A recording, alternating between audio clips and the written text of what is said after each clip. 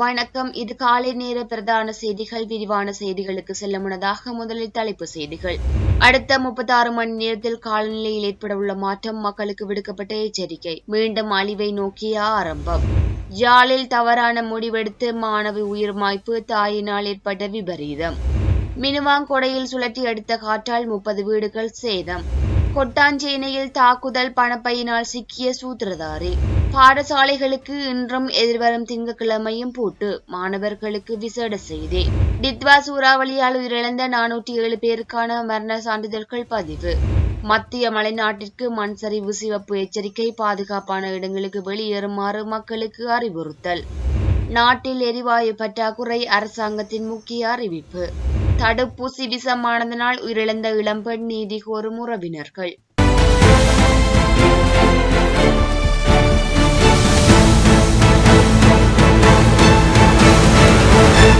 வங்காள விரிகுடாவில் இலங்கைக்கு தென்கிழக்காக உருவாக்கிய காற்றுச் சுழற்சி மேற்கு வடமேற்கு திசை நோக்கி நகர்ந்து தற்போது இலங்கைக்கு தெற்கு தென்மேற்கு திசையில் நிலை கொண்டுள்ளது என யாழ் பல்கலைக்கழக புவியியல் துறையின் பேராசிரியர் மற்றும் தலைவர் நாகமுத்து பிரதீபராயா தெரிவித்துள்ளார். இதன் நகர்வு வேகம் எதிர்பார்த்ததை விட குறைவாகவே உள்ளது. இதன் நகர்வு குறைவென்பதால் அது மழை வீழ்ச்சி நாட்களை நீடிக்கும் எனவும் எதிர்பார்க்கப்படுகின்றது.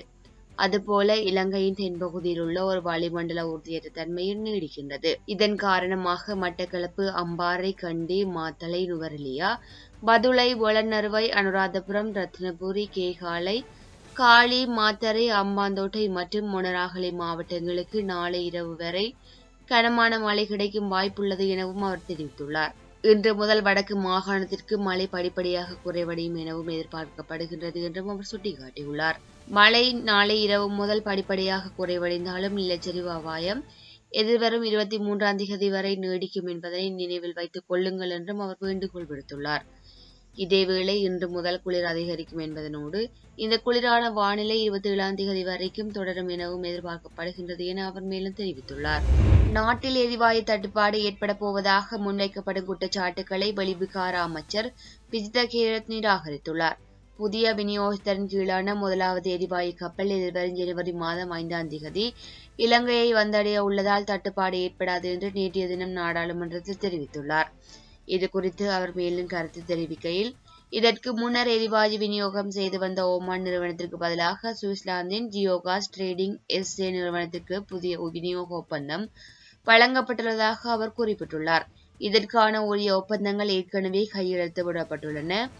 முதலாவது எரிவாயு கப்பல் ஜனவரி மாதம் 5ஆம் தேதி நாட்டை வந்தடையும். எனவே எதிர்க்கட்சி உறுப்பினர்கள் சிலர் கூறுவது போல் நாட்டில் எரிவாயு தட்டுப்பாடு ஏற்பட வாய்ப்பில்லை, பொய்யான வதந்தியை பரப்ப வேண்டாம் எனவும் அமைச்சர் சபையில் உறுதியளித்துள்ளார். காத்தான்குடியில் உள்ள சிகை அலங்கார நிலையம் ஒன்றில் நேற்றைய தினம் கத்திக்குத்து தாக்குதல் ஒன்று இடம்பெற்றுள்ளதாக காவல்துறையினர் தெரிவித்துள்ளனர். சிகை அலங்காரத்தில் ஈடுபட்டுக் கொண்டிருந்த இளைஞன் மீது மேற்கொண்ட கத்திக்குத்து தாக்குதலில் அவர் படுகாயமடைந்த நிலையில் மட்டு போதனா மருத்துவமனையில் அனுமதிக்கப்பட்டுள்ளதாக காத்தான்குடி காவல்துறையினர் தெரிவித்தனர்.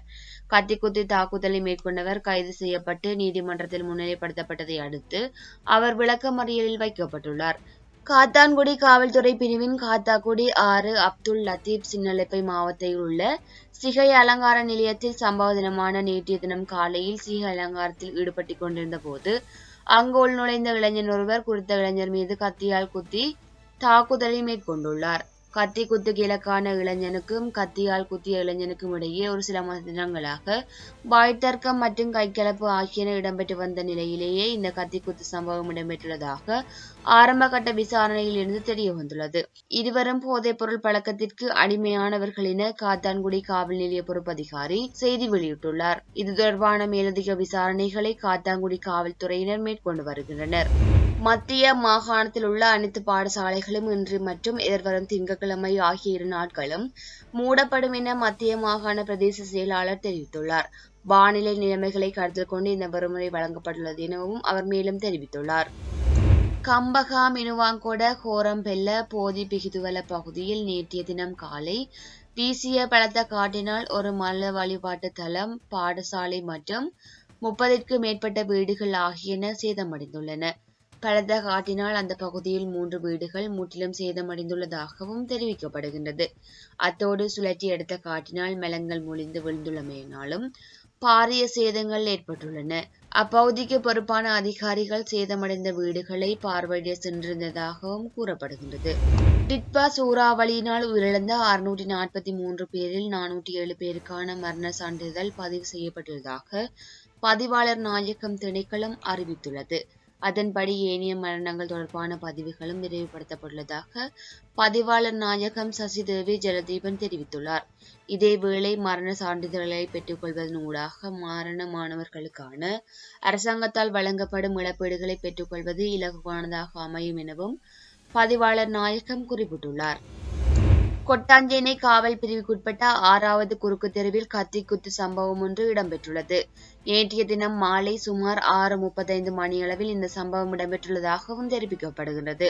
மன்னாரை சேர்ந்த தற்போது கொட்டாஞ்சேனையில் வசித்து வருகின்ற 54 வயதுடைய நவநேசன் என்பவர் இவ்வாறு கத்திக்குத்துக்கு இலக்காகியுள்ளதாக காவல்துறையினர் தெரிவித்துள்ளனர். சம்பவத்தில் காயமடைந்த நபர் கொழும்பு தேசிய மருத்துவமனையில் அனுமதிக்கப்பட்ட நிலையில் உயிரிழந்துள்ளதாக தெரிவிக்கப்படுகிறது. தாக்குதலை நடத்திவிட்டு சந்தேக நபர் தப்பியோடிய போது அவரது பணப்பை சம்பவ இடத்திலேயே தவறு விழுந்துள்ளதாகவும் அந்த பணப்பையில் இருந்த ஆவணங்களை சோதித்த போது தாக்குதலை நடத்தியவர் கொழும்பு 15 சேர்ந்த 28 வயதுடையவர் எனவும் காவல்துறையினர் அடையாளம் கண்டுள்ளனர்.